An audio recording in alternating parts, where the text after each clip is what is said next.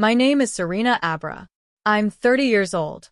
And the evening my father looked across the dinner table and told me I should be ashamed of myself was the evening I finally understood that silence had never been the same thing as agreement, and that the people who mistook it for agreement had been building a very specific kind of debt. It happened at my parents' house, at the table in the kitchen extension my father added 15 years ago, the one with the skylight that lets in good light in summer and cold in winter, and that my mother has never quite forgiven him for, because the installer did something imprecise with the sealant, and there is a draft in January that reaches the back of your neck if you sit in the wrong chair. I was sitting in the wrong chair. My brother Emeka sat across from me, with the settled posture of a man who has already said the difficult thing before the meal, and is now waiting for the consequences to arrive. He had, I would later learn, called my father that morning. He had told him that I was hoarding money. Those were the words he used. My mother would repeat them to me 6 weeks later, in a different context, with a different intention, hoarding money, while his children went without. My father said, "You should be ashamed of yourself." My mother, to his left, had her hands around her tea mug. She did not look at me. Her hands stayed where they were. I put my fork down on the edge of my plate, the way you put something down when the setting requires it. I looked at my father. Then I looked at Emeka. Then I said, "No." One word. I picked the fork back up.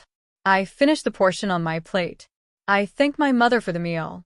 I put on my coat in the hallway, said goodnight, and drove home on roads I had driven hundreds of times, and when I got to my flat I made a cup of tea I didn't drink and sat at the kitchen table until the room felt like mine again. What none of them knew, while Emeka was describing my fortune and my father was reaching for the word ashamed, was that the figure Emeka had in his head, the number he had built his narrative around, was not the number. It wasn't even close to the number.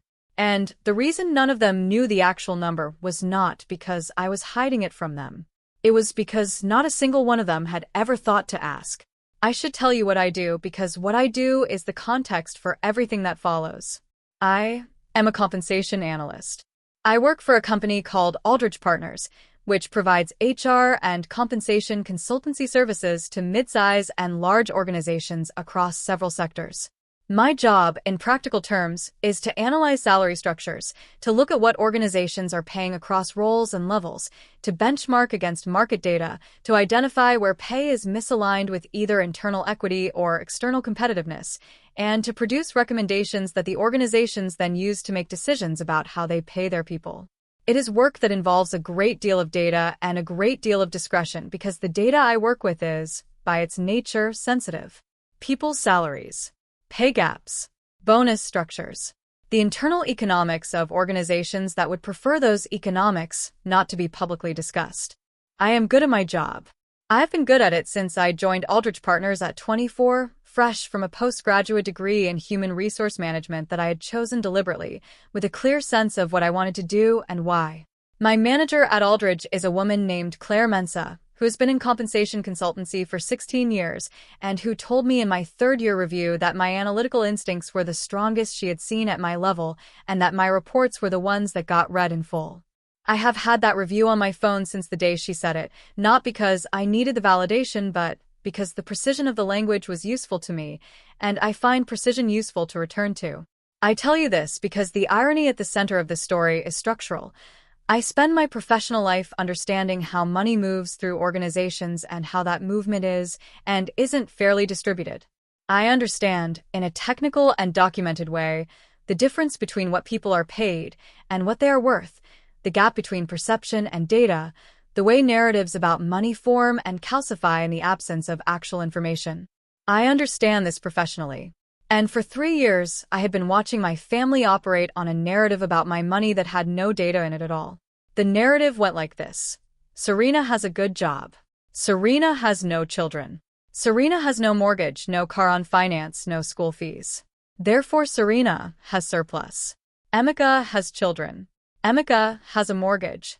Emeka has school fees and a car and a wife, Delia, whose income had reduced when she went part-time after their second child. Therefore, Emeka has need. The transfer of surplus from Serena to need was, in this narrative, not a request. It was an obvious next step, something the family had not quite made explicit but had been building toward for 2 years before the dinner, in the slow, ambient way that a conclusion forms when everyone in the room has quietly agreed on it except the person the conclusion is about. I did not have surplus in the way the narrative required me to have surplus.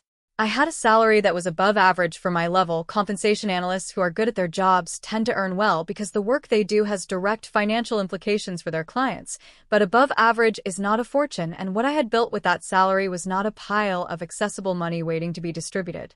It was a structure, a pension maximized from my first year of employment.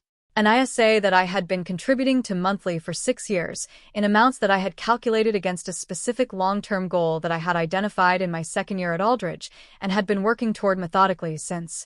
A small amount in a managed fund that a financial advisor named Kofi Asare had helped me establish 3 years earlier, and that I reviewed with him twice a year in meetings that took 45 minutes and that had, over 3 years, produced returns that were modest and consistent and entirely unremarkable to anyone who did not know they existed. Emeka did not know they existed.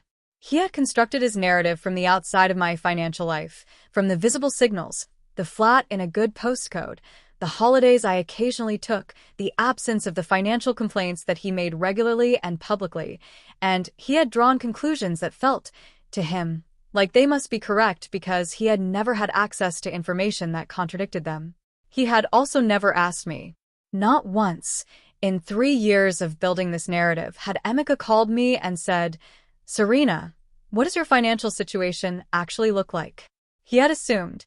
And then he had reported his assumption to our parents as if it were fact, and our parents had absorbed it the way they absorbed most things Emeka told them, as information unverified, because Emeka was the one who volunteered information, and I was the one who did not. The weeks after the dinner were quiet in a way I had become practiced at.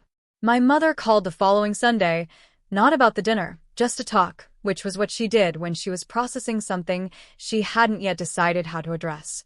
I talked to her about her week and her garden and the sealant situation with the skylight, which had worsened in the recent cold snap, and I did not raise the dinner, and neither did she, and we said goodbye, as we always did, with the particular warmth of people who understand each other's avoidances.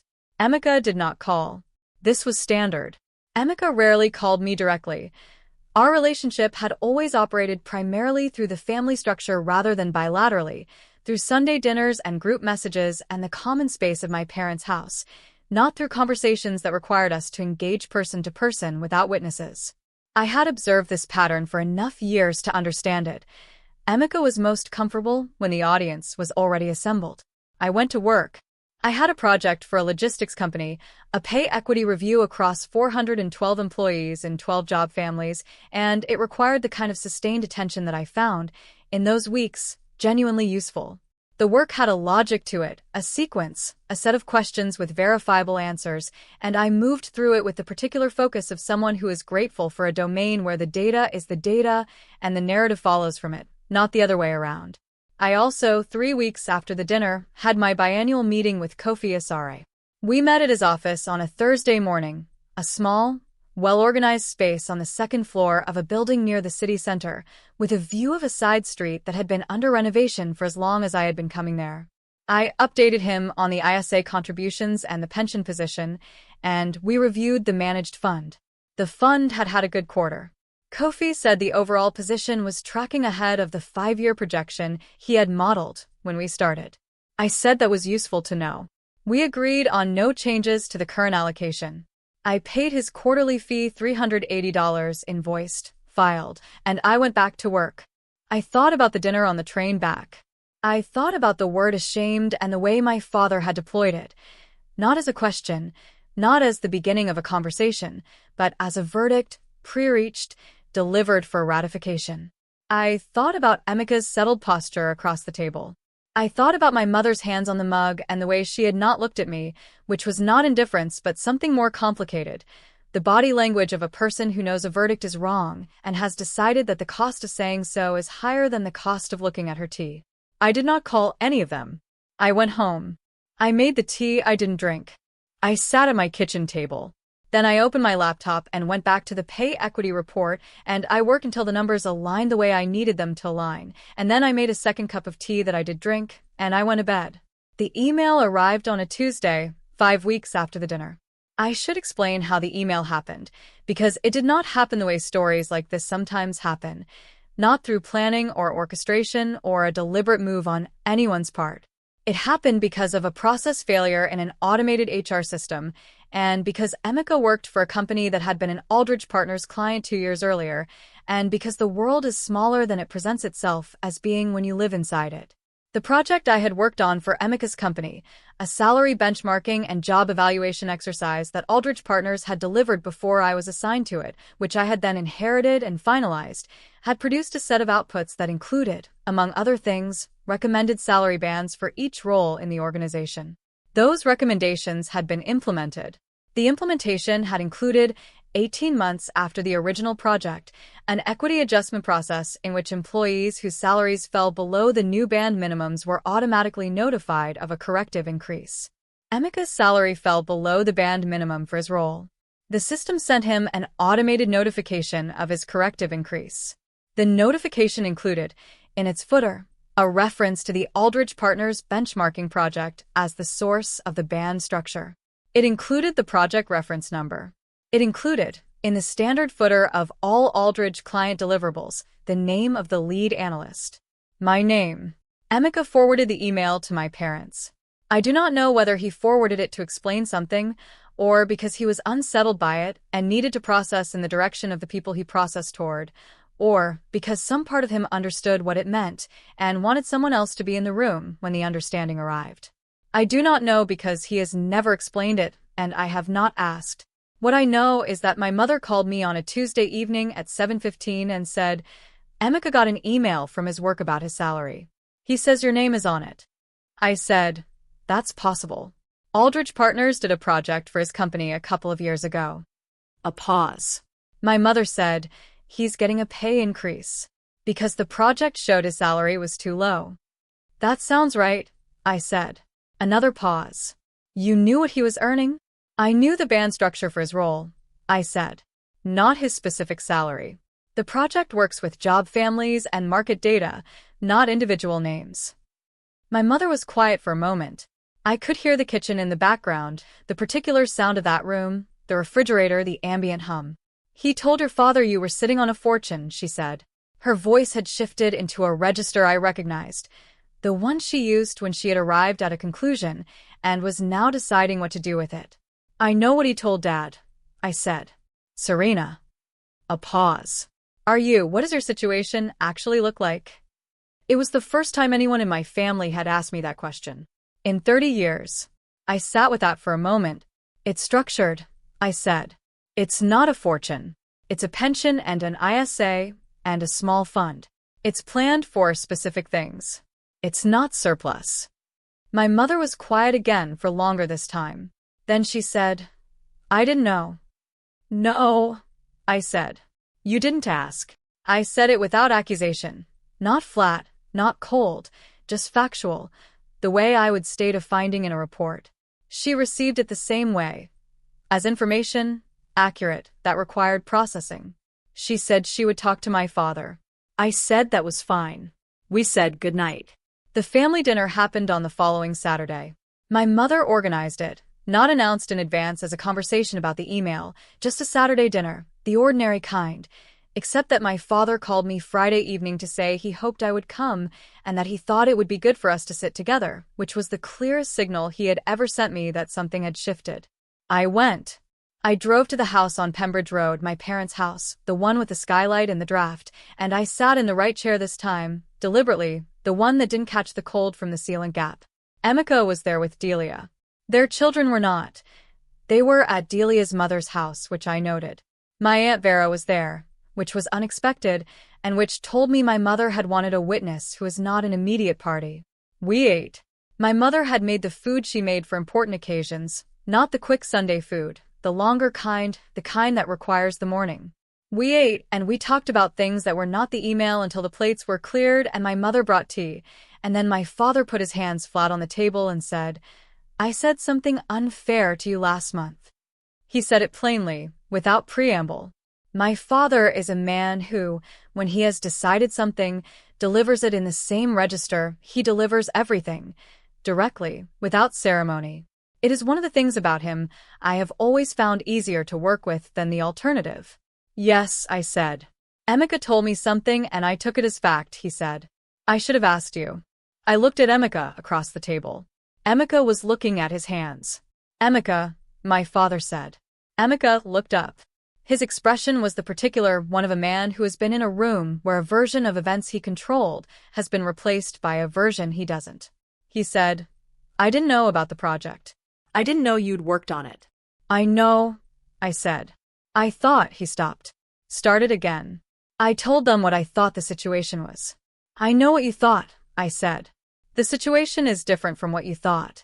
Not because I was hiding it, but because you didn't ask and I didn't offer. Those are both true. Delia, beside him, was very still.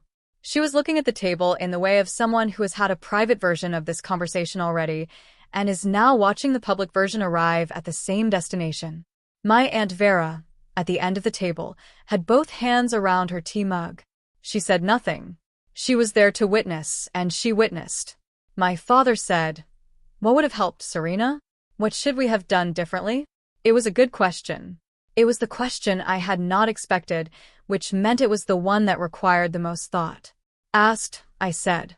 Just asked. Not assumed that because I don't complain about money, I don't have a relationship with it. Not assumed that because Emeka has visible expenses and I have less visible ones that my finances are available. Just asked what my situation actually looks like before deciding what I owe. My father nodded. Once, slowly, the nod of a man filing something correctly for the first time. Emeka said, I'm sorry, Serena. He said it to the table first, and then looked up and said it again to me. The second time landed differently than the first. I said, Thank you. My mother poured more tea. Aunt Vera accepted a second cup.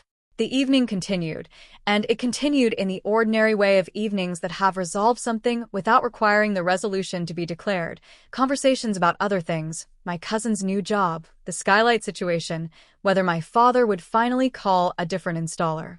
I stayed for 2 hours. When I left, my mother stood at the door the way she always did, and she held my arm for a moment, and I covered her hand with mine the way I had done in similar moments for as long as I could remember, and then I drove home. What happened after that was not dramatic in the way the word consequence sometimes implies. There was no collapse, no cascade of events Emeka could not stop. What there was instead was a slow, quiet redistribution of credibility, the kind that happens when a narrative has been built on assumed information and the actual information becomes visible. Emeka's corrective salary increase came through. It was $4,840 annually. The gap between his current salary and the band minimum for his role, applied from the effective date of the equity review. He received it because the benchmarking project I had finalized had identified the gap, not because of anything I did or didn't do. The money arrived in his account the same way it arrived in everyone else's account who had been below band, automatically, systematically, without my involvement beyond the work I had done 2 years earlier on a project that had his company as a client.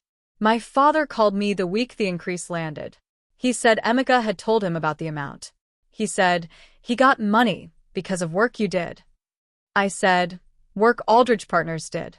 I was the analyst on the finalization. He said, still. I said, yes, still. A pause. He said, you didn't say anything about it. I said, I found out about the email the same time you did from Mom. He said, that's not what I mean. I mean you didn't say anything about any of it. For 3 years. I said, no, I didn't. He was quiet for a moment. Then he said, you should have. I considered that. Maybe, I said. But I would have needed someone to ask. He didn't answer immediately. Then he said, fair enough. Which, from my father, is as complete an acknowledgement as I have ever received, and I took it as such. Claire Mensa called me into her office 6 weeks after the dinner, unrelated to any of the family events, entirely about work, and told me that the logistics company pay equity review had been received as one of the strongest pieces of analysis the firm had delivered that year, and that she was putting me forward for a senior analyst promotion. The promotion came with a title change and a salary adjustment of $14,200 annually. I thanked her. I went back to my desk. I updated Kofi Asare's projections at our next meeting. I did not tell my family about the promotion. Not because I was hiding it, I mentioned it to my mother in passing the following month, and she told my father, and my father sent me a message that said simply, "Well done." Emeka sent a thumbs up. I sent one back. These are small things. They are the texture of a family that is recalibrating rather than rebuilding, not starting over, not declaring repair, just adjusting the weight distribution and seeing if the structure holds differently. It does so far. Differently is not the same as perfectly. But differently is what was available, and I have learned, in 30 years of being the daughter whose situation nobody asked about, that available is worth taking seriously. I am 30 years old. I work at Aldrich Partners, where I am now a senior analyst. My pension is ahead of projection. My ISA contributions are current. Kofi Asare's managed fund has continued to perform modestly and consistently, which is what I need it to do. My flat is in a good postcode and has a kitchen table I sit at when I need the world to feel manageable, and it usually works. My mother calls on Sundays. My father sends messages when something I would find professionally relevant appears in the news, planning decisions, pay gap reporting, FTSE salary disclosures. Without commentary, just a link, which I have come to understand as his version of tracking what I do with his actual attention, rather than his assumed version of it. Emeka and I have not had a direct conversation about the dinner or the narrative or the 3 years. We may not. What we have is the texture of siblings who are in the same family and are being careful with each other for the first time, which is its own kind of progress. There is something I keep returning to in the work I do and in the family I came from. The stories we tell about money are almost never about money. They are about who we see and who we have decided not to look at closely enough to find out what's actually there. My brother told a story about me for 3 years that felt true to him because he had never had information that contradicted it. My parents believed it because he said it with certainty, and I said nothing. That is not a mystery. That is what happens when the person being described is not in the room, or is in the room but has learned over time that the room was not built to hear her. The most clarifying thing you can do, when someone has written a story about you, is wait for the data to arrive. It always does. You just have to still be standing when it gets there. Before you go, I want to ask you something specific. When Emeka forwarded that HR email to my parents on a Tuesday evening, the one with my name in the footer, there were 3 people who received it. My mother, my father, and from what I later understood, my Aunt Vera, who my mother had apparently already been in conversation with about the dinner. Vera called me the following morning. She didn't mention the email. She called to ask about my skylight situation, whether I'd had problems with mine. My question for you is this. What do you think Vera already knew before the email, before the Saturday dinner, before any of it, and why do you think she never said anything? Leave your answer in the comments. I read every single one. And if this story stayed with you, subscribe. A new one comes every week, and the next one might be exactly what you needed.